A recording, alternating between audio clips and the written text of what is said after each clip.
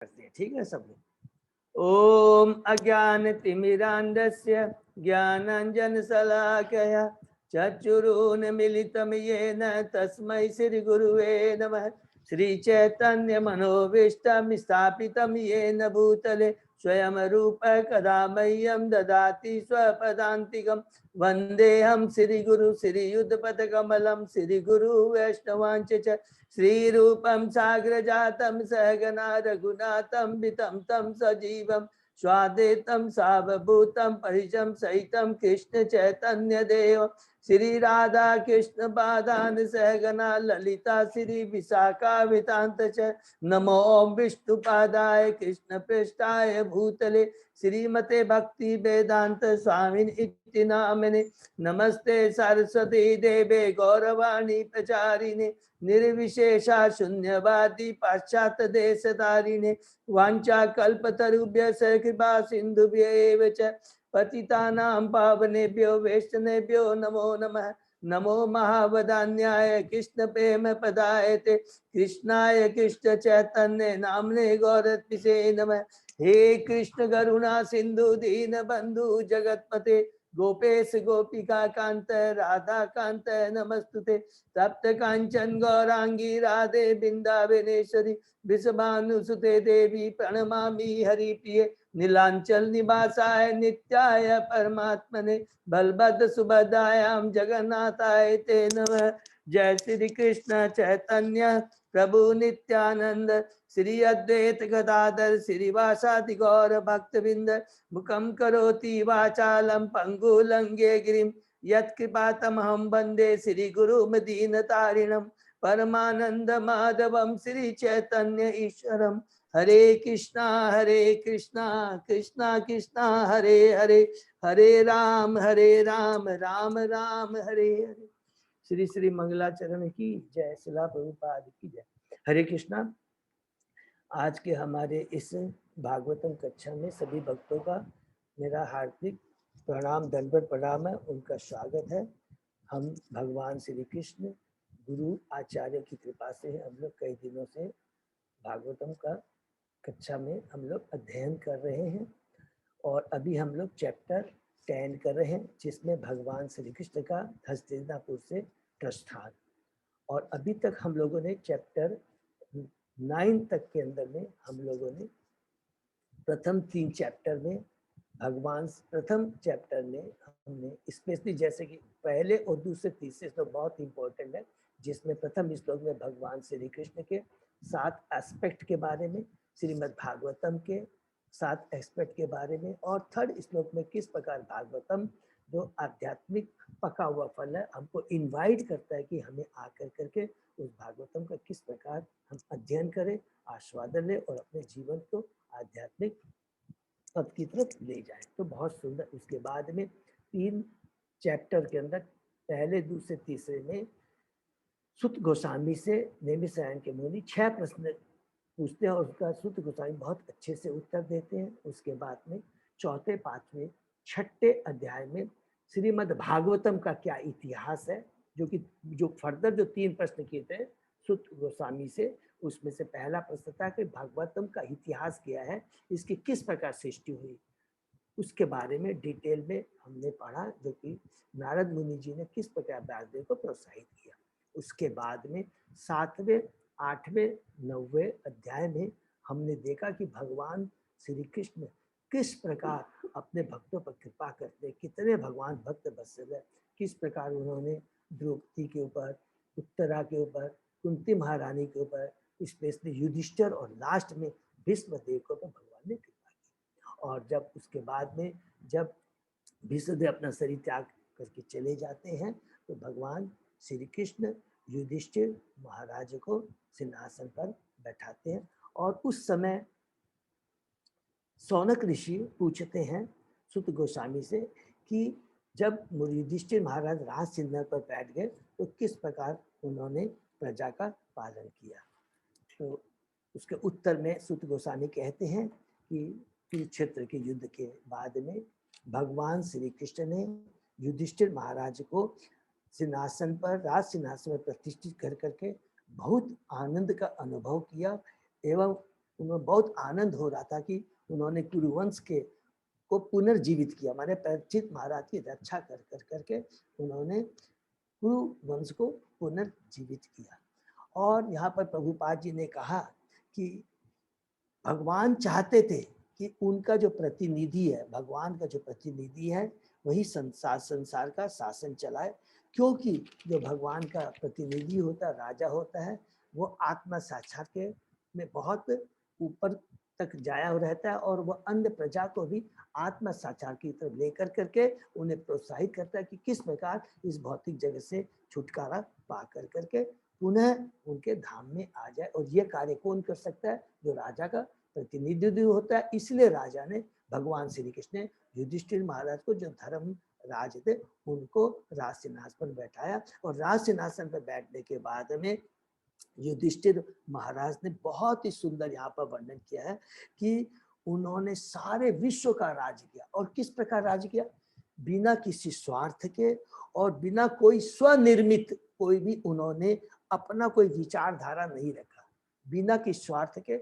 और जो भगवान के जो आदेश को उनको सिरधार्य कर कर करके उन्होंने पूरा विश्व का शासन किया। और उनके शासन में क्या था कि पूर्ण बादल समय समय पर बरसात करते थे, बरसात की कोई कमी नहीं थी। और पृथ्वी और गाय प्रचुर मात्रा में जो भी हम बाहरी भौतिक आवश्यकता है उसको पूरा करती थे, किसी भी चीज की कमी यहाँ पर नहीं थी। और इसी पर प्रभुपाद जी ने चूंकि ध्यान बताया कि अगर वास्तव में हम सुखी रहना चाहते हैं तो हमको क्या है कि हमारे को केवल एक कृषि के ऊपर में, पृथ्वी के ऊपर में और गाय के ऊपर अगर हम निर्मित रहते हैं तो हमारी सारी भौतिक आवश्यकताएं पूर्ति हो जाती। और अगर हम कृत्रिम ढंग से हम अगर प्रकृति के अगेंस्ट में जाकर, नेचर के अगेंस्ट में जाकर भगवान की जो व्यवस्था है उसको डिस्टर्ब कर करके अगर हम चाहते हैं कि हम अपना इकोनॉमिक डेवलपमेंट करके सुखी हो जाए तो कभी नहीं हो सकता है। ये कृत्रिम ढंग से यदि कोई प्रयत्न किया जाता है वो हमारे दुख का ही कारण बनता है।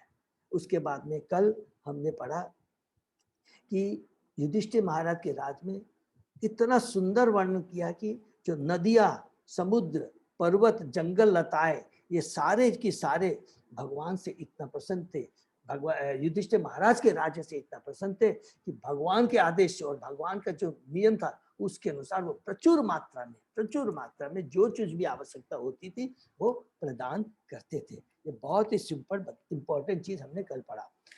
फिर प्रभुपाद जी तात्पर्य में बहुत इंपॉर्टेंट बात कहते हैं जिसको हम लोग फिर ध्यान से सुनेंगे। सफलता का रहस्य है भगवान के संरक्षण में शरण लेना। अगर वास्तव में हम सफल होना चाहते हैं, मनुष्य जीवन को सफल करना चाहते हैं तो हमको क्या करना चाहिए? भगवान के संरक्षण में शरण लेना, क्योंकि उनकी अनुमति के बिना कुछ भी संभव नहीं है। महाराज युधिष्ठिर जैसे राजा जो भगवान के शुद्ध भक्त थे, यह अच्छी तरह जानते थे कि राजा जनता के कल्याण का ध्यान रखने वाला परमेश्वर का एकमात्र दूत होता है। इस संसार में जो कुछ भी वह भगवान की संपत्ति है, जो कुछ भी है वह भगवान की संपत्ति है। और इस संपत्ति का उपयोग भगवान के आदेश और अनुमति के ही अनुसार होना चाहिए। अगर हम ऐसा करते हैं और जो भी चीज भौतिक जगत में है भगवान के आदेश के ऊपर, और भगवान के आदेश क्या है कि भुक्तारम जग सप्तम सर्वलोक महेश्वर, गीता में भगवान खुद कहते हैं। तो वो सारी चीजें भगवान की सेवा में लगानी चाहिए। अगर हम भगवान की सेवा में लगाते हैं तो हम बतजीव स्वतः ही सुखी हो जाएंगे, कोई चीज की कमी नहीं होगी। जो कि उदाहरण में हम लोग याद कर सकते हैं कि अगर सारे शरीर के अंगों को पुष्ट रखना है, अच्छे से रखना है, एक्टिव रखना है, तो हमको क्या करना है कि पेट में भोजन देना है। अगर वृक्ष को अगर हरा भरा रखना है तो वृक्ष की जड़ में हमको जल देना है। अगर ऐसा करेंगे तो पेड़ हरा भरा रहेगा, पेट में भोजन देंगे तो सारा शरीर स्वस्थ रहेगा। उसी प्रकार अगर भगवान श्री कृष्ण को हम केंद्र बनाकर उनकी सेवा में सारी चीज अर्पित करते हैं तो सारा समाज, विश्व ब्रह्मांड सुखी हो जाएगा।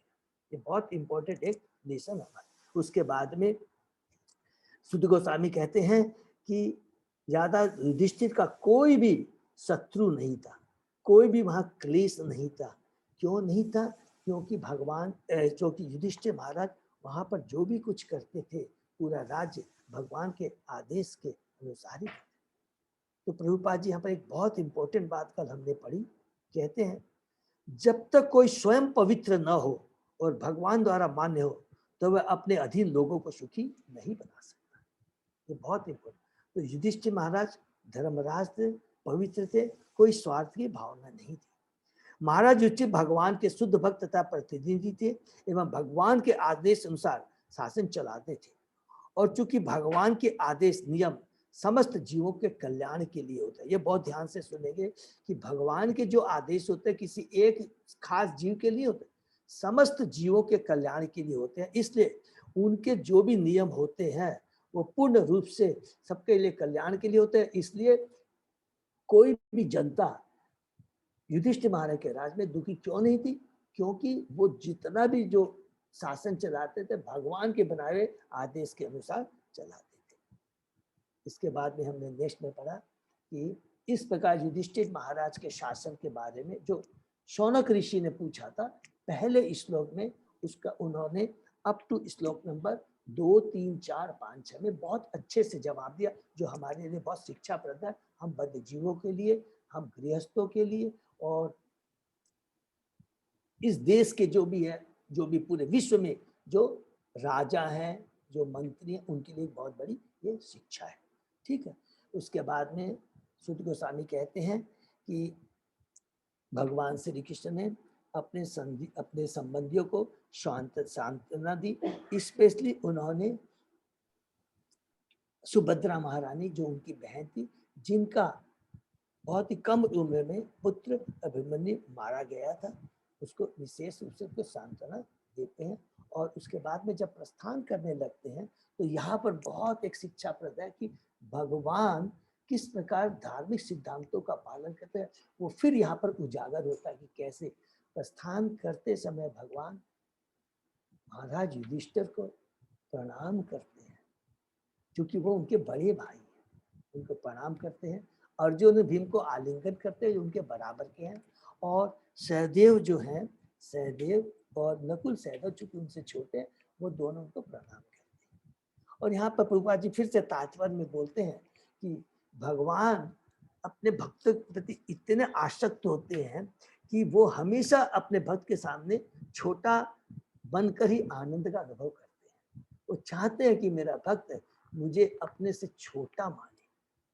ये बहुत इंपॉर्टेंट है कि ये भगवान का बहुत बड़ी गुण है।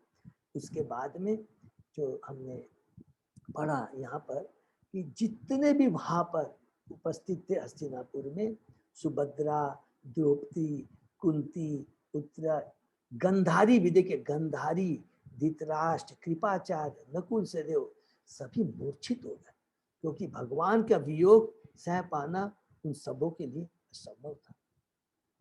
तो यहाँ पर प्रभुपाद जी कहते हैं भगवान श्री कृष्ण जीवों के लिए, विशेषकर भक्तों के लिए इतने आकर्षक है कि उनका वियोग असहनीय हो जाता है। बद्ध जीव माया के वशित होकर ही भगवान को भूलता है, अन्यथा ऐसा हो ही नहीं सकता कि जीव भगवान को भूल जाए। ये प्रभुपाद जी कहते हैं, क्योंकि जीव स्वरूप है कृष्ण नित्य दास। तो ये जीव का नेचर है, ये बनाया है, दास है वो, लेकिन माया के 3 गुणों के प्रभाव में आकर वो अपनी जो उसका जो धर्म है, जो भगवान प्रति उसका जो शाश्वत संबंध है, शिष्य से दास का जो संबंध है, वो भूल जाता है। वृंदावन तथा की जितनी गोपियां थी, गोपियों थे, वो आजीवन भर उन्होंने कृष्ण का वियोग सहा। उसके बाद में लास्ट श्लोक जो हमने पढ़ा 11-12वें श्लोक में सुत गोस्वामी जी कहते हैं, जिस बुद्धिमान ने शुद्ध भक्तों की संगति से परमेश्वर को समझ लिया है और भौतिक कुसंगति से अपने को छुड़ा लिया है, मैं भगवान के यश को सुनने से चूकेगा नहीं। हरि बोल। भले उसने भगवान के विषय में एक बार भी सुना है, जिसने एक बार भी सुना होगा तो कभी भी वो भगवान को भूलेगा नहीं। भक्त तो प्रभुपाद जी इस पर कहते हैं कि भक्तों की संगति करने से एवं विनीत भाव से उनसे भगवान के बारे में सुनने से भौतिक भोग के प्रति आसक्ति कम तथा भगवान के दिव्य काव्य कलापों के प्रति सुनने की आसक्ति बढ़ती ही जाती है। एक बार जब आकर्षण उत्पन्न हो जाता है तो वो बढ़ता ही जाता है। इवन उन्होंने कल हम लोगों को प्रभुपाद जी ने बताया, जो आत्मा राम होता है, जो आत्मा राम होता है, भौतिक क्योंकि कलमों से मुक्त होता है, वो भी एक बार जब भगवान के बारे में सुनता है, भगवान की लीलाओं के बारे में भक्तों के मुख से सुनता है, तो वो भी भक्त हो जाता है। तो जब हम जैसे बद्ध जीवों के बारे में प्रभुपाद जी कहते हैं कि जो एक बार भगवान के बारे में सुनता है तो सुनने की इच्छा बनी रहती है, तो हम सोच सकते हैं पांडवों की क्या दशा हुई होगी। वही चीज यहाँ पर सुध गोस्वामी जी बताते हैं कि वो पांडव जो हमेशा भगवान से इसको अपने समक्ष देखते थे, उनका स्पर्श करते थे, उनसे बातें करते थे, उठते बैठते थे, सोते थे उनके संग और उनके संग भोजन करते थे, तो उनकी क्या दशा हुई। और यहाँ पर हम लोग याद रखेंगे कि जो भक्ति का, जो उच्च कोटि की भक्ति का जो होता है, वो विरह भाव नहीं होता। विरह के भाव में भक्त वास्तव में भगवान के प्रति जो उनका दिव्य प्रेम होता है वो उजागर होता है। इवन हम चैतन्य महाप्रभु को देखेंगे, अंत लीला जब हम पढ़ेंगे तो हमको समझ में आएंगे कि जब भगवान चैतन्य भक्त के रूप में आए तो वो किस प्रकार भगवान के विरह में वो हमेशा याद करते रहते थे, अपनी सूझ बूझ खो देते थे, बेहोश हो जाते थे। इवन आप बड़े बड़े हम आचार्य को देखेंगे, रूप गोस्वामी को, सनातन गोस्वामी को, रघुनाथ गोस्वामी की वही दशा रहती थी। वो भगवान के भक्ति में इतने मग्न रहते थे, अपनी सूझ बूझ भूल जाते थे, सब कुछ भूल जाते थे। रघुनाथ दास गोस्वामी को तो ये हालत थी कि जब वो भगवान का चिंतन करते थे, भगवान को याद करते थे, तो एक बार बाघ जो नदी के पास वो भगवान का ध्यान कर रहे थे, स्मरण कर रहे थे, बाघ पानी के लिए आ जाता तो कृष्ण भगवान घबरा जाते, अरे बाघ आ गया, मेरे भक्त को डिस्टर्ब कर, तो लाठी लेके खड़े हो जाते। और एक बार जब देखते हैं कि रघुनाथ दास गोस्वामी वो भगवान की भक्ति कर रहे हैं तो बहुत धूप पड़ रही रहती है, तो राधा रानी अपना आंचल ला करके मेरे भक्त को धूप नहीं लगे, वो अपनी साड़ी से उसको आत्मा ने एक छाया बना देती थी। इतने बड़ी इतनी कृपा रहती थी भगवान की। उसी प्रकार रूप गोस्वामी जब भी हमेशा रूप सनातन को भगवान की भक्ति में स्मरण में रहते थे। एक बार जब सनातन गोस्वामी का अपीयरेंस डेट था तो रूप गोस्वामी की इच्छा होती है कि मैं अपने बड़े भाई भक्त के लिए कुछ मीठा स्वादिष्ट क्या दूं। तुरंत राधा रानी अपने भक्त को भाव को समझ जाती है और खीर बना के लाके देती है। रूप गोस्वामी उसमें भूल जाते हैं कि ये सुंदर जो बाला आई है, इतना सुंदर रूप, ये कौन है। तुरंत उसे खीर लेते हैं और सनातन गोस्वामी को खिलाते हैं। सनातन गोस्वामी खा कर करके पूरा भक्ति में मग्न हो जाते हैं और कहते हैं कि ये खीर तुमको किसने दी।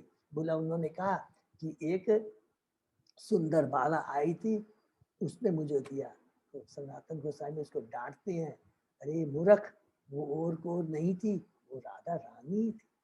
तुम काहे को बार बार भगवान को, राधा रानी को डिस्टर्ब करते हो। लेकिन वो इतना स्वादिष्टता, आध्यात्मिक उसमें पावर था कि सनातन में खुद भी पीते हैं, उसके बाद में रूप गोस्वामी को बोलते हैं तुम भी पियो। तो हमेशा स्मरण ही करते थे विरह के भाव में। और सबसे बड़ी बात थी, वो कभी भी ये नहीं बोलते थे मैंने भगवान को देखा। कभी भी आप देखेंगे जितने भी आचार्य सदवासी, कभी भी हमारे पोगे पंडित कितने बोलते हैं आज तो मेरे को भगवान दर्शन दिए, आज तो भगवान ने मेरे को ये खिलाया, ये वो कभी भी ऐसा दिखावा नहीं करते थे कि मेरे को भगवान ने दर्शन दिया। वो केवल भगवान की विरह में याद करते थे, भगवान को याद में मग्न रहते थे और दिव्य आनंद का अनुभव करते थे।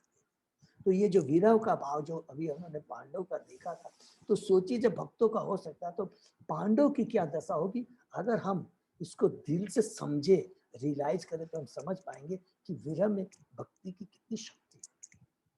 ठीक है, तो हम लोगों ने कल यहीं तक पढ़ा था, आज उसके हम लोग आगे बढ़ते हैं। ठीक है ना। ओम नमो भगवते वासुदेवाय। ओम नमो भगवते वासुदेवाय। ओम नमो भगवते वासुदेवाय। नारायण नमस्कृत्य नरं चैव नरोत्तमं देवी सरस्वती व्यासं ततो जयम् उदीरये। नष्टप्रायेषु अभद्रेषु नित्यं भागवत सेवया भगवती उत्तम श्लोके भक्ति भवति नैष्ठिकी। आराधयो भगवान ब्रजेश तनय दत्तदाम वृंदावनम रमया काचिदुपासना व्रजवधू वर्गेण या कल्पिता। श्रीमद्भागवतम प्रमाणम अमलम प्रेम पुमर्तो महान श्री चैतन्य महाप्रभो मतम इदम तत् आदरो न पर। हरे कृष्णा कृष्णा कृष्णा हरे हरे हरे राम राम राम हरे हरे। प्रभु जी कभी आप हमें ना इसका मीनिंग भी बताइएगा ना, ये जो हमने प्रेयर की ना अभी, आप बाद में कभी बताइएगा। हाँ माता जी, रात में लास्ट में आपको बताता हूँ, जरूर से बताता हूँ, ठीक है ना। हरे कृष्णा। श्लोक नंबर 13 से हम लोग करते हैं। ओके। सर्वो अनिमिषे सर्वोते अमिनिषे अक्षे हम तम अनुद्रुत चेतसः वीक्षन्त स्नेह संबद्धा विचेलु तत्र तत्र। जब उन सबके हृदय उनके आकर्षण के पात्र में दबित हो रहे थे, उन्हें अपलक नेत्रों से देख रहे थे और स्नेह बंधन में बंध कर चिंता से यत्र तत्र दौड़। हरि बोल। तात्पर्य, कृष्ण सभी जीवों के लिए आकर्षक हैं क्योंकि वे सभी अमर जीवों में अग्रणी हैं। एकमात्र वे ही अमरों के अमर हैं, ऐसा कठोपनिषद का वचन है। इस प्रकार मनुष्य भगवान के साथ अपने शाश्वत संबंध को जागृत करके, जिसे वह माया के वशीभूत होकर भूल चुका है, स्थायी शांति तथा स्थिति प्राप्त कर सकता है। बहुत ध्यान। एक बार इस संबंध के पुनर्जीवित हो जाने पर बद्ध जीव माया से मुक्त हो जाता है और भगवान की संगति के लिए पागल हो उठता है। यह संगति भगवान के स्पर्श से नहीं स्थापित होती, अपितु उनके नाम, यश, रूप तथा गुणों के सानिध्य से भी होती है। श्रीमद् भागवत बद्ध जीवों को शुद्ध भक्त से सविनय श्रवण करके इस सिद्ध अवस्था को प्राप्त करने के लिए प्रशिक्षण प्रदान करती है। हरि बोल। तो कितनी बड़ी बात यहाँ पर लिखा है कि हम भगवान का नाम और जब हम भगवान के रूप गुण लीलाओं का श्रवण कीर्तन स्मरण जो करते हैं, वो भगवान से क्या है, अभिन्न है। वो भगवान से अभिन्न है। इसलिए अगर हम सदैव यदि चाहते हैं कि भगवान सदैव हमारे दृष्टि में रहे, तो हमें कुछ नहीं करना है। हमें भगवान के नाम रूप गुण लीलाओं का श्रवण कीर्तन स्मरण करता रहना है। और अगर हम ऐसा करेंगे तो हर पल हम भगवान को अपने पास ही पाएंगे। आज हम जो भागवतम पढ़ रहे हैं, तो हमें एक्सेप्ट करना पड़ेगा कि यहाँ पर भी भगवान हमारे सामने सदैव उपस्थित है। जितना हम ज्यादा से ज्यादा श्रवण करेंगे, उतना ही ज्यादा से ज्यादा हमें भगवान का उपस्थिति का अनुभव होगा। इसमें कोई भी शक नहीं है। ये बहुत ठीक है। नेक्स्ट श्लोक। नयूरुंदन उगगलत वाष्पम औत कंठयात देवकी सुते निर्याति अगारात न अभद्रम इति स्यात बांधव स्त्रिय। संबंधियों की स्त्रियां जिनके नेत्र कृष्ण के लिए उत्कंठावश अश्रुओं से पूरित थे, महल से बाहर आ गई। वे बड़ी मुश्किल से अपने आंसू रोक पाई। उन्हें भय था कि विदाई के समय आंसू से अपशकुन हो सकता है। देखिए भगवान के प्रति उनकी कितनी बड़ी भक्ति थी। क्योंकि भगवान का शुद्ध भक्त है, भगवान के विरह में वो अपने को विरह को बर्दाश्त नहीं कर सकता है और वो आंसू स्वतः ही उनकी आंखों से झड़ जाते हैं। लेकिन तुरंत उनको ध्यान आता है कि नहीं, जाते समय हमें भगवान को रोना नहीं चाहिए, आंसू नहीं बहाने चाहिए, वो अपशकुन होता है। तो हमारी कृष्ण की यात्रा में कोई बाधा न आ जाए, ये भाव होता है। तो तात्पर्य पढ़ते हैं। हस्तिनापुर के राजमहल में सैकड़ों महिलाएं थी, वे सभी कृष्ण को प्रिय थी, सभी उनकी संबंधिनी भी थी। जब उन्होंने देखा कि कृष्ण इस महल से अपनी प्रिय भूमि को जा रहे हैं, तो वे उनके लिए अत्यंत उत्कंठित हो उठी और उन सबों के अश्रु सामान्य रूप से लुढ़क लुढ़क कर पोलों पर आने लगे। उस समय उन्होंने सोचा कि उनके अश्रु कृष्ण के लिए अमंगल सूचक हो सकते हैं, अतः वे अश्रुओं को रोकना चाह रही थी। ऐसा करना उनके लिए बहुत कठिन था, क्योंकि अश्रु रुक नहीं पा रहे थे। अतः उन्होंने आंखों के अश्रुओं को पोंछा और हृदय धड़कने लगे। वे स्त्रियां जिनके पति या ससुर युद्ध में मारे गए थे, कृष्ण के संपर्क में नहीं आ सकी, लेकिन वे सब कृष्ण तथा उनके महान कार्यों के विषय में सुनती रहती। देखिए ये कितनी इंपॉर्टेंट बात यहाँ प्रभुपाद जी कह रहे हैं कि जो स्त्रियां जिनके पति ससुर संबंधी वो मारे जो गए थे, वो भी क्या है, भगवान वहां पर ऊपर नहीं आ सके, क्योंकि ठीक है उनके संबंधी मारे गए तो वो घर छोड़ के बाहर नहीं आए, लेकिन उनकी भी भगवान श्री कृष्ण के प्रति में कितना आकर्षण था, कितनी भक्ति थी, और हमेशा वो भगवान कृष्ण के बारे में सुनती रहती। इस प्रकार वे उनके विषय में सोचती, उनके नाम यश के विषय में बातें करती और उन स्त्रियों के समान स्नेह हो गई थी जो उनके प्रत्यक्ष संपर्क में थी। अतः जो कोई भी प्रत्यक्ष या अप्रत्यक्ष रूप से कृष्ण के विषय में सोचता है, कृष्ण के विषय में बातें करता है, जो कृष्ण की पूजा करता है, वह उनके प्रति अनुरक्त हो जाता है। चूंकि कृष्ण परम है, अतः उनके नाम रूप गुण आदि में कोई अंतर नहीं है। हम कृष्ण के साथ अपने घनिष्ठ संबंध को उनके विषय में बातें करके, श्रवण करके या स्मरण करके पुनर्जीवित कर सकते हैं। आध्यात्मिक शक्ति से ऐसा ही हो पाता। तो यहाँ पर देखिए कितनी बड़ी बात प्रभुपाद जी कहते हैं कि भगवान के नाम में वो आध्यात्मिक शक्ति है कि जो सदैव हमें भगवान के संग, जो हमारा जो नित्य शाश्वत संबंध है, जो हम इस भौतिक जगत में आके भूल गए, अगर भगवान के नाम गुण लीलाओं का श्रवण कीर्तन करेंगे, भगवान के बारे में हम चर्चा करेंगे, तो वो पुनर्जीवित हो जाता है। ये बहुत, इसीलिए अगर हम भगवान के बारे में हमेशा श्रवण कीर्तन करेंगे तो दो चीजें होती है। सबसे पहला चीज क्या होगा कि हम लोग प्रजल्प नहीं करेंगे। देखिए प्रजल्प करने की भावना कब आती है, जब हमारे मन कलुषित होती है, हमारी चेतना कलुषित होती है। उस समय आपको, हम सबों को भौतिक चीजों के बारे में सुनने में बहुत आनंद आएगा, घंटों घंटों लग जाएंगे, पता नहीं लगेगा। लेकिन जैसे जैसे जैसे जैसे हम भगवान के बारे में सुनेंगे, श्रवण करेंगे, स्मरण करेंगे, वो प्रजल्प खत्म हो जाएगा और भौतिक चीजों के बारे में सुनने की उत्कंठा खत्म हो जाएगी और हमेशा हम लालायित रहेंगे कि सदैव भगवान के बारे में सुनने के लिए। ये है भगवान के नाम का प्रभाव, ये है भगवान के नाम का, गुणों का, लीलाओं का श्रवण स्मरण करने से। तो ये बहुत इंपॉर्टेंट बात यहाँ पर प्रभुपाद जी ने बता दी। नेक्स्ट, मृदंग शांग भैर्य च वीणा पणव गोमुखा धुंधुरी आनक घंटा आद्या ने दुंदुभय तथा। भगवान के प्रस्थान करते समय उनके सम्मान में हस्तिनापुर के राजमहल में विभिन्न प्रकार के ढोल यथा मृदंग, डोल, नगाड़े, धुंधुरी तथा डुंडुबी एवं तरह तरह की बंसियां, बीणा, गोमुख तथा भेदिया एक साथ बज उठी। हरि बोल। तो ये भगवान के सम्मान में किस प्रकार हस्तिनापुर के लोगों ने उनका स्वागत किया, उनको याद किया और उनको विदाई दी।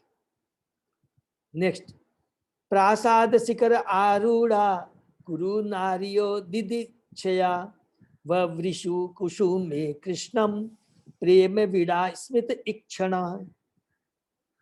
भगवान को देखने की प्रेममय इच्छा से कुरुओं की स्त्रियां राजमहल की छत पर चढ़ गई और स्नेह से लज्जा से युक्त हंसती हुई भगवान पर पुष्पों की वर्षा करने लगी। हरि बोल। लज्जा स्त्रियों का अतिरिक्त प्राकृतिक सौंदर्य है, इससे वे पुरुषों द्वारा सम्मानित होती है। महाभारत काल में अर्थात 5000 वर्ष से अधिक वर्ष पूर्व भी यह प्रथा थी। जो लोग विश्व इतिहास से परिचित नहीं है। ऐसे अल्पज्ञ ही कहते हैं कि पुरुषों से स्त्रियों को पृथक रखने की प्रथा भारत में मुसलमानों के आगमन में चालू हुई। महाभारत की यह घटना निश्चित रूप से सिद्ध करती कि राजमहल की स्त्रियां पर्दा करती थी, मनुष्य से बहुत कम मिलती थी और वे सब नीचे आकर यहाँ जहाँ कृष्ण थे राजमहल की छत पर चढ़ गई और वही से कृष्ण के प्रति सम्मान जताने के लिए उन पर पुरुषों की वर्षा करने लगी। यहाँ यह भी कहा गया है कि महल की छत पर स्त्रियां लज्जा के कारण मुस्कुरा भर रही थी। यह लज्जा स्त्रियों को प्रकृति का वरदान है, इससे उनकी सुंदरता तथा प्रतिष्ठा में वृद्धि होती है। हरि बोल।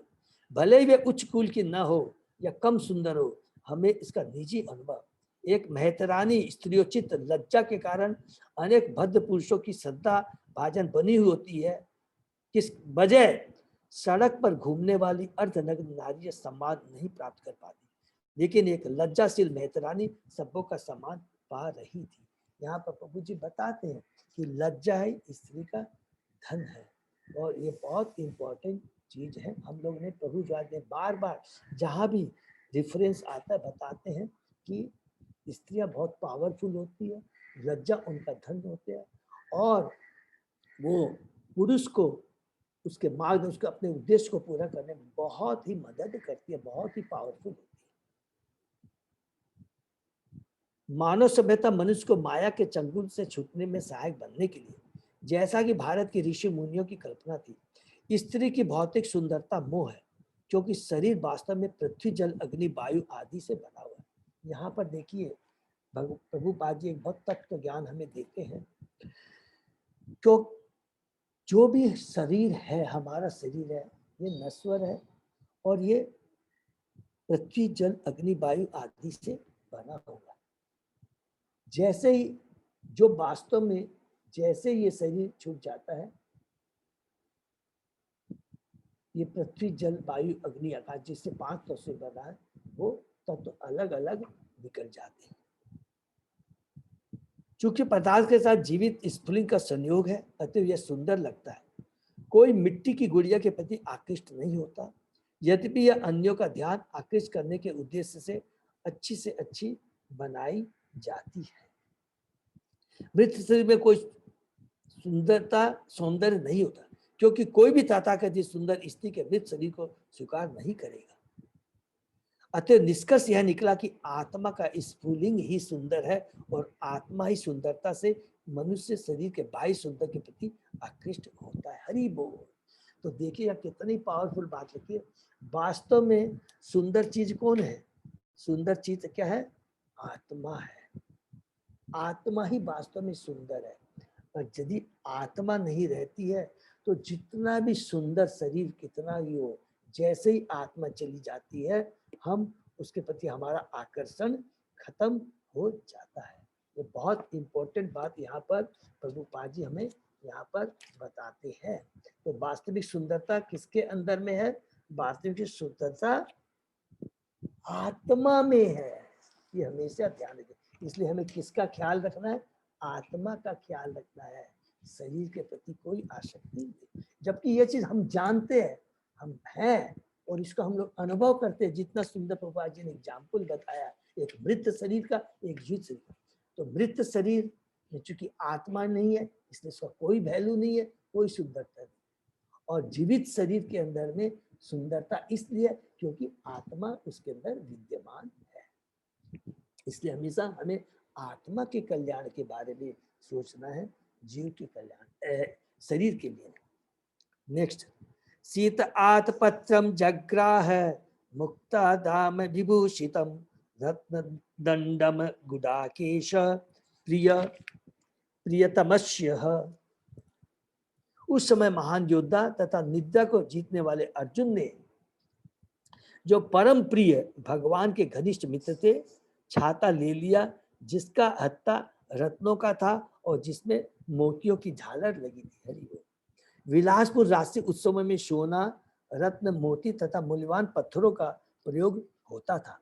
यह सब प्रकृति के उपहार है और भगवान के आदेश से पर्वतों समुद्रों द्वारा उत्पन्न होते हैं। देखिए बहुत ध्यान से, कितना बढ़िया यहाँ लिखा है। वे सब प्रकृति के उपहार है और भगवान के आदेश से पर्वतों समुद्रों द्वारा उत्पन्न होते हैं। जीव नहीं बना सकता और तब उत्पन्न होते हैं जब मनुष्य व्यर्थ वस्तु के निर्मित करने में अपना अमूल्य समय नहीं गंवाता। औद्योगिक उद्योगों के कथाकथित विकास से वे सोना, चांदी, पीतल तथा तांबा जैसी धातुओं के बजाय गट्टा पारचा के बर्तनों को काम में लाते हैं लोग। आज के लोग वे घी के स्थान पर कृत्रिम घी का प्रयोग कर रहे हैं और शहरी जनसंख्या के चौथाई भाग के पास रहने के लिए कोई शरण नहीं। हरी कितनी बड़ी यहाँ पर प्रभुपाद जी कहते हैं, और शहरी जनसंख्या के चौथाई भाग के पास रहने के लिए कोई शरण नहीं है। हम लोग अपना कृत्रिम ढंग से कितना भी कुछ भी प्रयत्न कर दीजिए, सब बेकार है। भगवान ने सब कुछ दिया है। आज सोचिए, हम लोग उस समय की याद है, उस समय लोग सोने के बर्तन में, चांदी के बर्तन में खाना खाते थे, ठीक है। और ये सब भगवान ने व्यवस्था स्वयं की है, मनुष्य नहीं कर सकता। उद्धव सात्विकी च एव व्यंजने परम अद्भुते विक्रियमाण कुसुमे रेजे मधुपति पति। हरि बोल। उद्धव तथा सात्विकी अलंकृत पंखों से भगवान पर पंखा जलने लगे और मधु के स्वामी भगवान श्री कृष्ण ने बिखरे हुए पुष्पों पर आसीन होकर उन्हें मार्ग पर चलने के लिए आदेश दिया। तो अभी भगवान प्रस्थान कर रहे हैं हस्तिनापुर से, तो इतना सुंदर यहाँ पर वर्णन कर रहे हैं कि किस प्रकार अर्जुन और अलग अलग जो भगवान के भक्त हैं उनकी सेवा कर रहे हैं और सेवा करते हुए उनको विदाई दे रहे हैं। अश्रुयंत आशीष सत्या तत्त द्विज ईरिता न अनुरूपा च निर्गुणस्य गुण आत्मना। जहां जहां यह सुनाई पड़ रहा था कि कृष्ण को दिए गए आशीर्वाद न तो उनके अनुकूल है न प्रतिकूल, क्योंकि वे सब उस पर भ्रम के लिए थे जो इस समय मनुष्य की भूमिका निभा रहे थे। तो सब लोग भगवान को आशीर्वाद दे रहे हैं, तो चूंकि वो मनुष्य के रूप में आ रहे हैं तो वो ले रहे हैं, लेकिन भगवान तो पर ब्रह्म है, सुप्रीम पर्सनालिटी और बोध है। उनके लिए क्या है, जो आशीर्वाद है या जो कुछ है वो उनके लिए माने न्यूट्रल है, माने उनके लिए भगवान के प्रति उनकी कोई आसक्ति नहीं है। तात्पर्य पढ़ते हैं, जगह जगह भगवान श्री कृष्ण को आशीर्वाद देने के उद्देश्य से वैदिक ध्वनियां हो रही थी। ये आशीर्वाद अनुरूप इसलिए थे, देखिए ये आशीर्वाद अनुरूप इसलिए था क्योंकि भगवान एक सामान्य मनुष्य की सी भूमिका निभा रहे थे, मानो महाराज युधिष्ठिर के भाई हो, छोटे भाई। लेकिन ये अनुरूप भी थे क्योंकि भगवान परब्रह्म है और उन्हें भौतिक संबंधों से कुछ भी लेना देना नहीं रहता। लेकिन फिर भी भगवान यहाँ पर आए हैं। भक्तों का प्रेम, जो भक्तों का प्रेम है उसके सामने भगवान झुक जाते हैं और उसको ग्रहण करते हैं। भगवान हृदय से ग्रहण करते हैं, ऐसे नहीं कि कोई फॉर्मल, हृदय से ग्रहण करते हैं। वे तो निर्गुण होकर भी दिव्य गुणों से ओतप्रोत हैं। दिव्य जगत में कुछ भी विरुद्ध नहीं होता, जबकि इस जगत में प्रत्येक वस्तु का विलोम होता है। ये बहुत इंपॉर्टेंट चीज है, इसको हम लोग थोड़ा अच्छे से पढ़ें। उदाहरण, इस जगत में श्वेत का विलोम श्याम होता है, लेकिन दिव्य जगत में श्वेत तथा श्याम में कोई अंतर नहीं होता। सुख दुख, लाभ हानि, जय पराजय, ये सारी चीजें भौतिक जगत में होती है, क्योंकि जो परिवर्तन होता है, ये परिवर्तन का जो सिलसिला है भौतिक जगत में होता है, आध्यात्मिक जगत में नहीं होता है। कि कभी सुख कभी दुख, कभी लाभ कभी हानि, कभी जय कभी पराजय, कभी अनुकूल कभी प्रतिकूल, ये आध्यात्मिक जगत में नहीं होता। अतः परमेश्वर के प्रसंग में यत्र तत्र विद्वान ब्राह्मणों द्वारा उच्चरित आशीर्वादात्मक ध्वनियां विलोम लग रही थी, लेकिन जब वे परम पुरुष पर लागू होती है तो सारा विरोध दूर हो जाता है और वे दिव्य बन जाती है। एक उदाहरण से बात स्पष्ट हो जाएगी। श्री कृष्ण को कभी कभी चोर कहा जाता है। अपने शुद्ध भक्तों में वे माखन चोर के नाम से अत्यधिक प्रसिद्ध है। वे बचपन में वृंदावन में अपने पड़ोसियों के घरों से माखन चुराते थे, माने विलोम, कि अरे वो चोरी कर रहा है कृष्ण, तो वो क्या था, वो विलोम नहीं है, वो तो भगवान का चोरी भी दिव्य है, वो भी दिव्य है। तो भगवान की कोई भी कार्य में अनुकूल प्रतिकूल की बात ही नहीं, खाली अनुकूल ही अनुकूल है, दिव्य आनंद ही आनंद है। लेकिन चोर के रूप में प्रसिद्ध होने पर भी उनकी चोर के रूप में पूजा की जाती है, जबकि संसार में चोर की कभी प्रशंसा नहीं की जाती और उसे दंडित किया जाता। चूंकि वे परब्रह्म है, अतः उन पर सब कुछ लागू होता है और समस्त विरोधों के बावजूद वे भगवान बने रहते हैं, अर्थात वो अच्युत बने रहते हैं, अपनी पोजीशन को कभी डाउन नहीं करते हैं। ठीक है ना? तो ये बहुत इंपॉर्टेंट चीज है। अर्थात भगवान श्री कृष्ण जो कुछ भी करते हैं दिव्य होता है और हमें शिक्षाप्रद होता है, और तीसरा आनंद प्रदान करने वाला। भगवान के जो भी कार्य होते हैं वो दिव्य होते हैं, जन्म कर्म चाहे में दिव्य है, ये हमेशा याद रखना है। अन्योन्यम आशित संजल्प उत्तम श्लोक चेत शाम कौरव इंद्रपुर स्त्रीणाम सर्वश्रुति मनहर। चुने हुए छंदों से जिनकी स्तुति की जाती है, ऐसे भगवान के दिव्य गुणों के विचार में डूबी हस्तिनापुर के सभी घरों की छतों पर चढ़ी हुई स्त्रियां उनके विषय में बातें करने लगी। ये बातें वैदिक स्त्रोतों से कहीं अधिक आकर्षक थी। ये बहुत इंपॉर्टेंट चीज है कि ये बातें वैदिक स्त्रोतों से कहीं अधिक आकर्षक थी। भगवान के बारे में हम जितना भी जो भी हम चर्चा करते हैं, हृदय से चर्चा करते हैं, तो यहाँ पर सुध गोस्वामी कहती हैं कि जो वैदिक जो देवता लोग हैं, बड़े जो ब्राह्मण देवता है, बड़े बड़े वैदिक स्तोत्र से जो स्तुति करती है, उसके सामने जो भक्त हृदय से भगवान के बारे में चर्चा करता है, श्रवण करता है, वो बहुत लाख करोड़ गुना दिव्य है, ऊंचा है, और भगवान उसी को चाहते हैं। हमने देखा है कि भगवान को अगर हम स्तुति उत्तम श्लोकों से करते हैं, भगवान को उसमें आनंद नहीं आता। भगवान को किस में आनंद आता है?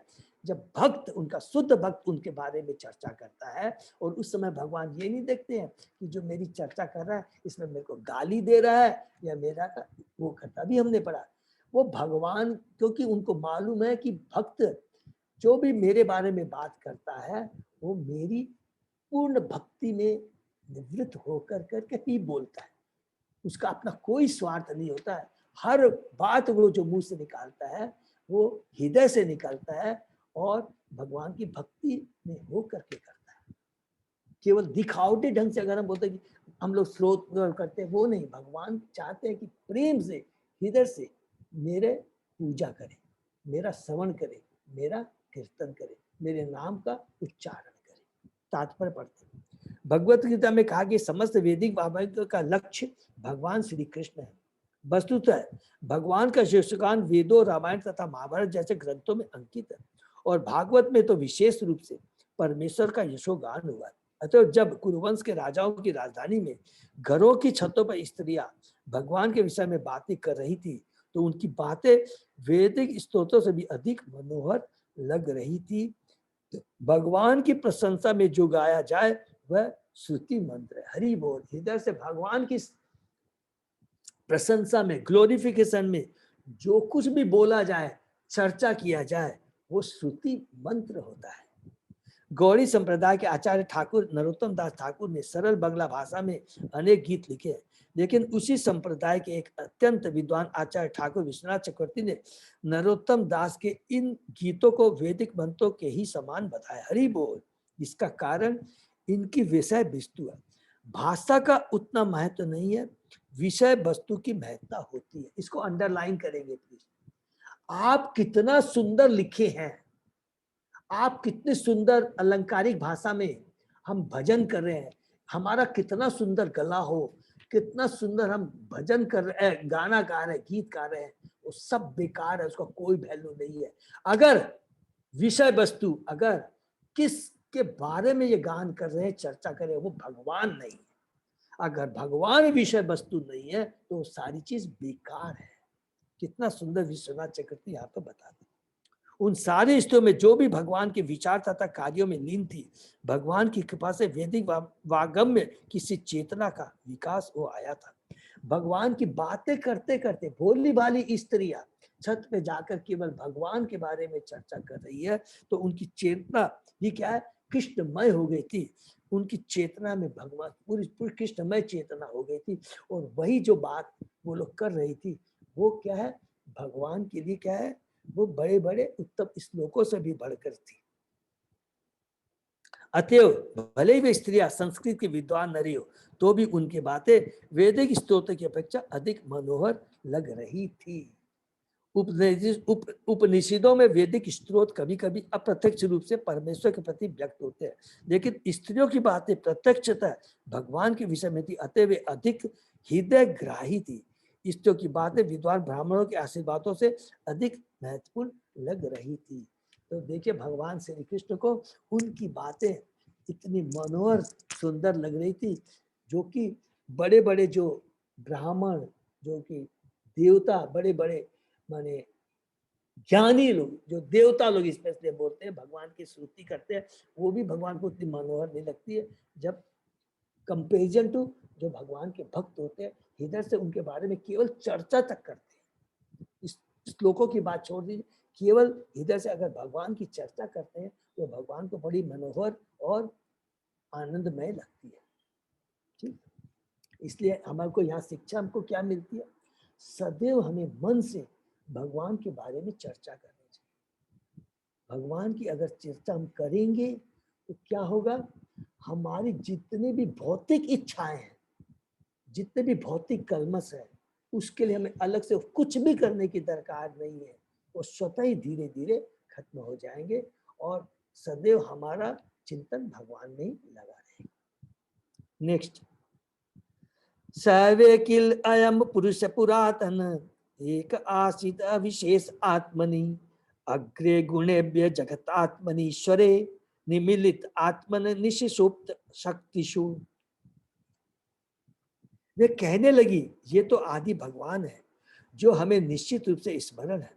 प्रकृति के गुणों की व्यक्त सृष्टि के पूर्व वे ही अकेले विद्यमान थे। चूंकि वे परमेश्वर है अतः सारे जीव उन्हीं में लीन होते हैं, मानो रात्रि में सोए हुए हो और उनकी शक्ति रुकी हुई। हरी। तो यहाँ पर अब सुत गोस्वामी आकर के भगवान के बारे में बताते हैं कि भगवान शाश्वत है, भगवान सदैव विद्यमान रहते हैं, अतः सारे जो उन्हीं में लीन होते हैं। तो ये सबको समझ में आ गया होगा, चूंकि वे परमेश्वर है अतः सारे जीव उन्हीं में लीन होते हैं, मात्र रात्रि में सोए हुए और उनकी शक्ति रुकी।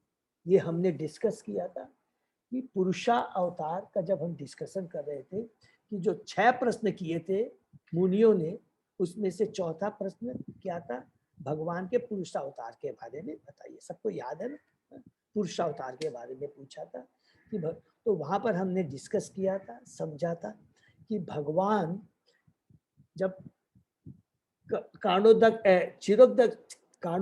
विष्णु के रूप में जब उनकी श्वास से असंख्य ब्रह्मांड निकलते हैं, असंख्य जब ब्रह्मांड निकलते हैं और उस असंख्य ब्रह्मांड के अंदर में फिर वो कारणोदक्षाय विष्णु अपना एक्सपांसन कर करके गर्भोदक्षाय के विष्णु के रूप में प्रत्येक ब्रह्मांड में अपने को स्थापित करते हैं और प्रत्येक गर्भोदक्षाय विष्णु के रूप में, और उस गर्भोदक्षाय विष्णु के नाभि से ब्रह्मा जी उत्पत्ति होती है जो कि पहले जीव होते हैं, और उसके बाद में भगवान के आदेश के अनुसार वो पूरी पृथ्वी को, पूरे ब्रह्मांड को जीवों से भर देते हैं। और उसके बाद में गर्भोदक्षाय विष्णु फर्दर एक्सपांसन करके क्षीरोदक्षाय विष्णु के रूप में अपना एक्सपांसन करके वही भगवान प्रत्येक जीवों के हृदय में परमात्मा के रूप जाके स्थापित हो जाते हैं। और इस प्रकार ये सृष्टि होती है। और लेकिन जैसे ही उल्टा कब होता है, जब ब्रह्मा जी का एक दिन समाप्त होता है, एक दिन जब समाप्त होता है तो क्या होता है कि नीचे के जो लोग होते हैं वो गर्भोदक्षाय विष्णु में जाकर कर करके विलीन हो जाते हैं या छुप जाते हैं, ऐसे बोल सकते। और जब ब्रह्मा जी की 100 साल की जो आयु वो पूरी हो जाती है, उस समय सारे के सारे ब्रह्मांड, टोटल ब्रह्मांड वो जाकर कर करके कारणोदक्षाय विष्णु में समा जाते हैं। ये सृष्टि का इसी प्रकार क्या होता है, सृष्टि होती है, उनका पालन होता है और इस प्रकार संहार होता है। तो ये हमने डिटेल में पढ़ा है, तो अगर आप बोलेंगे तो हम इसको पढ़ सकते हैं। तात्पर्य पढ़ ले अजय प्रभु। हम लोग इसे छोड़ सकते थे, ये पढ़ चुके हैं। और बहुत अच्छा। अगर किसी को प्लीज समझ में नहीं आएगा तो बिना हेजिटेशन हम लोग कल डिस्कस कर सकते हैं, ठीक है ना। नेक्स्ट, स एव भूय निज वीर्य चोदिताम स्वजीव मायाम प्रकृतिम शिक्षतिम अनाम रूपात्मनि रूप नामणि विदित समान अनुसरा ससार शास्त्र कृत। तब भगवान ने अपने अंशस्वरूप जीवों को नाम तथा रूप प्रदान करने की इच्छा से उन्हें प्रकृति के मार्गदर्शन के अंतर्गत कर दिया। उनकी ही शक्ति से भौतिक प्रकृति को पुनः सृष्टि करने का अधिकार दिया गया। तो यहाँ पर बता रहे हैं भगवान के जो, पहले तात्पर्य पढ़ ले तो बेटर रहेगा। सारे जीव भगवान के अंश हैं। वे दो प्रकार के हैं, नित्य मुक्त तथा नित्यबद्ध। नित्य मुक्त शाश्वत रूप से मुक्त जीव है और वे भगवान के दिव्य धाम में जो दृश्य जगत से परे है दिव्य प्रेम में सेवा के प्रतिदान में मग्न रहते हैं। बहुत अच्छे से सुनिए कि कौन किसको नित्य मुक्त बोलते हैं और कौन नित्य बद्ध है। लेकिन नित्य बद्ध शाश्वत रूप से बद्ध जीव है और उनका जिम्मा बहिरंगा शक्ति माया पर रहता है कि वह परम पिता के प्रति उनकी विद्रोहात्मक मनोवृत्तियों को सुधारे। हरि बोल। नित्य बद्ध यह सदैव भूले रहते हैं कि भगवान के साथ उनका संबंध अंश रूप में है। वे माया द्वारा पदार्थ के उत्पादों के रूप में मोहग्रस्त रहते हैं और इस तरह वे सुखी बनने के लिए जगत में नाना प्रकार की योजनाएं बनाते रहते हैं। वे इन योजनाओं को खुशी खुशी आगे बढ़ाते हैं, लेकिन भगवान की इच्छा से योजना बनाने वाला तथा योजनाएं कुछ काल बाद ध्वस्त हो जाती है, जैसे कि पहले कहा जा चुका है। तो यहाँ कितनी इंपॉर्टेंट बात यहाँ पर बताते हैं कि जो भगवान के शुद्ध भक्त होते हैं, जो वो नित्य मुक्त होते हैं, उनका स्थान कहाँ पर रहता है? गोलोक धाम में रहता है, जो शाश्वत जगत है। और वहां पर वो सदैव भगवान की सेवा में अपने को अनुरक्त रखते हैं। लेकिन कभी कभी वही नित्य मुक्त पुरुष इस भौतिक जगत में आते हैं। किस लिए आते हैं? भगवान के आदेश से यहाँ पर आते हैं। हम बद्ध जीवों का, जो कि हम जो नित्य बद्ध हैं, हम जो नित्य बद्ध हैं, जो भगवान के आदेश को उल्लंघन कर करके और अपने को भौतिक जगत में स्वतंत्र रूप से स्वामी बन कर भोगने की इच्छा करते हैं, तब भगवान क्या करते हैं? हमको इस भौतिक जगत में भेज देते हैं। किस चीज के लिए? यहाँ पर लिखा है, और उनका जिम्मा बहिरंगा शक्ति माया पर रहता है कि वह परम पिता के प्रति उनकी विद्रोहात्मक मनोवृत्ति को सुधारे। तो भगवान उनको यहाँ पर भेज देते हैं कि तुम यहाँ पर भौतिक जगत में रह करके, ठीक है, तुम्हारी यदि इच्छा है स्वतंत्र रूप से भोगने की तो ठीक है, तुम भोगो। लेकिन भगवान नित्य मुक्त पुरुष को, अपने आचार्यों को, अपने शुद्ध भक्तों को यहाँ पर भेज देते हैं कि हमारी जो मनोवृत्ति है गलत हो गई है, कलुषित हो गई है, उसको सुधारने के लिए भगवान क्या करते हैं? ये भौतिक जगत को पहले बनाते हैं और हमको भोगने के लिए यहाँ भेज देते हैं। लेकिन याद रखेंगे भगवान बहुत कृपालु है, बहुत कृपालु है। वो ऐसे नहीं कि उठा के छोड़ दिया, वो हमेशा क्या करते हैं? उनको सुधारने के लिए यहाँ छोड़ते हैं और उसी तरह की यहाँ पर व्यवस्था भी करते हैं। किसके माध्यम से? भक्तों के माध्यम से। तो जितने भी यहाँ गुरु महाराज को हम देख रहे हैं, प्रभुपाद जी हैं, ये लोग सब कौन है? ये बद्ध पुरुष नहीं है, ये नित्य मुक्त पुरुष है। भौतिक जगत में भी रहने के बाद में इनकी कोई भी भौतिक चीजों के प्रति आसक्ति नहीं होती है। इनका एकमात्र उद्देश्य क्या होता है? भगवान के आदेश का पालन करना और उसको ही ध्यान में रखते हुए वो पूरे प्रचार कार्य में लगे रहते हैं और कभी भी वो भौतिक चीजों के प्रति जरा भी उनका कोई भी आसक्ति नहीं रहती है। तो ये प्रभुपाद जी ने यहाँ पर बहुत इंपॉर्टेंट बातें यहाँ पर कही है। तो तात्पर्य में और हम लोग थोड़ा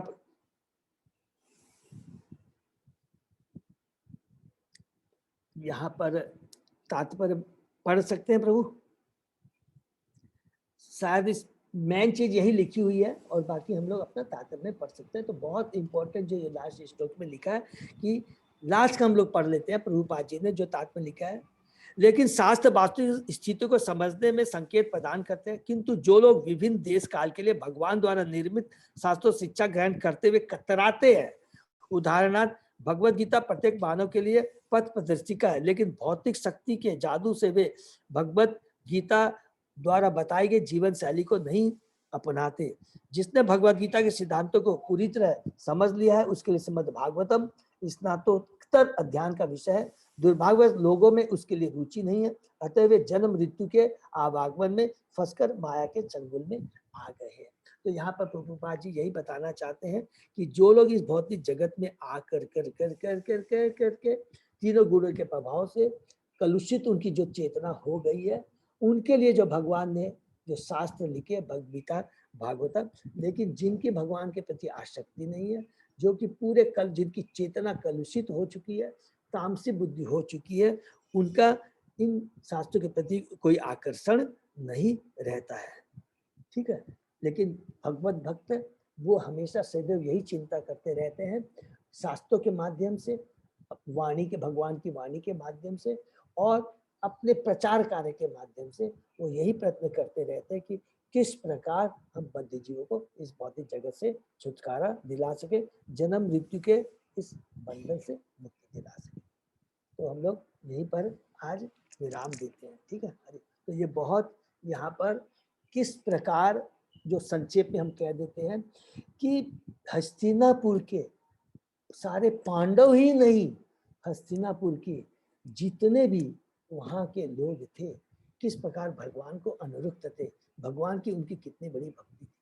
और जो सबसे इम्पोर्टेंट चीज जो हमने आज यहाँ पढ़ा, जो कि हमको याद रखना है, इवन जो लोग, इवन जिनके पति सब कुछ मारे गए थे, पुत्र मारे गए थे, पति परमेश्वर मार गए थे, वे भी भगवान के प्रति अनुरक्त थे, उनको ज्ञान था, वे भगवान के भक्त थे, उनको ज्ञान था।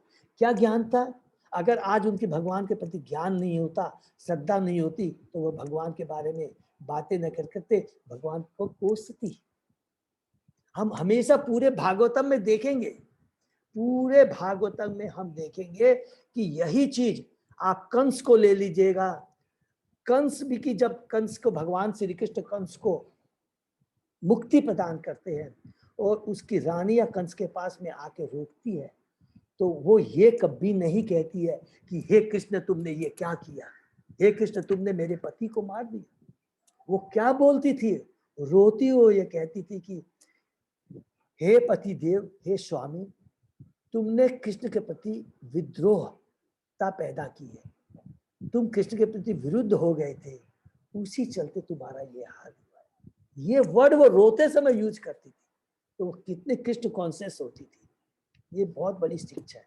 वही चीज आज यहाँ पर प्रभुपाद जी बताते हैं कि हस्तिनापुर की स्त्रियां, उन्होंने कुरुक्षेत्र में मारे गए पति संबंधियों को दोष नहीं दिया भगवान को, बल्कि उनको गुणों का याद। उनको मालूम है भगवान जो कुछ भी करते हैं हम जीवों के कल्याण के लिए करते हैं, और इसके अलावा उनका कोई भी दूसरा उद्देश्य नहीं होता है। हरे कृष्णा। तो हम लोग यहीं पर विराम देते हैं, ठीक है ना। और किसी का कोई प्रश्न? हरे कृष्णा, दंडवत प्रणाम प्रभु जी। हरे कृष्णा, दंडवत प्रणाम प्रभु जी। हरे कृष्णा प्रभु जी, दंडवत प्रणाम। और 2 मिनट का समय है, तो हरे कृष्णा। तो ये रीना माता जी ने पूछा था ना, माता जी किसका अपने आराध्य भगवान है? हाँ प्रभु जी। ओके, तो ये बहुत इसमें अच्छे से मैंने जो पढ़ा है उसको सब लोग, मेरे को किसी पंडित प्रभु ने बोला था, अनफॉर्चुनेटली मैं भूल गया था भेजना, तो अभी रीना माता जी आज ला दिया, तो वो मैं उसको भेज भी दूंगा, ठीक है।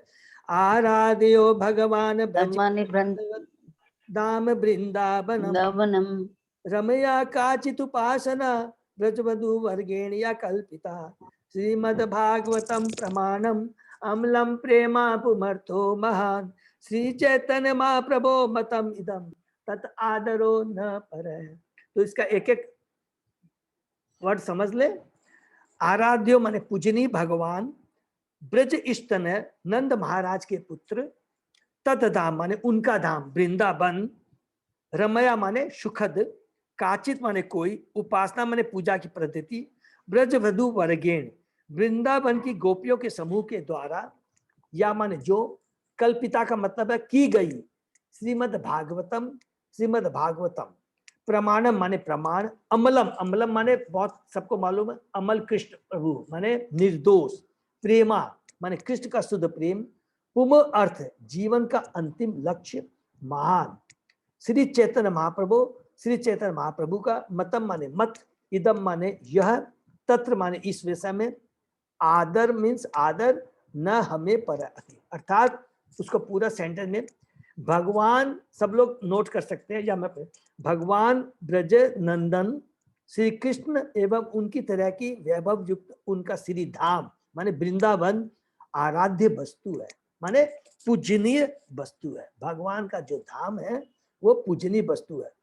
ब्रज बंधुओं ने जिस पद्धति से, ब्रज बंधुओं ने, जैसे हमने पढ़ा ब्रज वधु वर्गेण, ब्रज बंधुओं ने जिस पद्धति से कृष्ण की उपासना की थी, वह उपासना की पद्धति सर्वोत्कृष्ट है।